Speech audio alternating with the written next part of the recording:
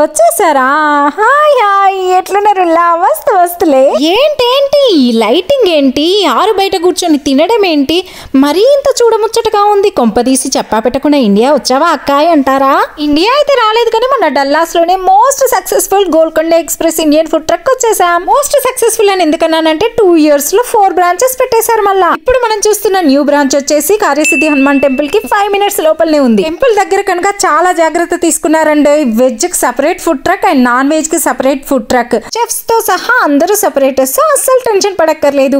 ఇంకా మా ఆయనకు బోండా ఇష్టం కనుక బోండాతో బోని కొట్టేశాం. ఫుడ్ అయితే ఫస్ట్ ఐస్ క్రీమే కావాలన్న అలిగి కూసున్నది కానీ ఎమ్మి బెన్నె దోశ చూసేసరికి టెంప్ట్ అయిపోయి లటక్కనే తినేసింది. అంతలోకి ఫ్రెండ్స్ జాయిన్ అయిపోయారండి మాతో. ఇంకా పిల్లలందరికీ నూడిల్స్ ఇష్టం ఉంటది కదా అని నూడిల్స్ ఆర్డర్ పెట్టేశాము. అసలు ఇన్ని ఆప్షన్స్ ఉన్నాయండి.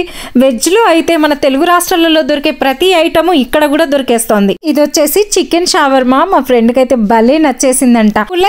పుల్లైస్ కావాలా మీకు కూడా? భలే ఉందండి రిఫ్రెషింగ్ గా.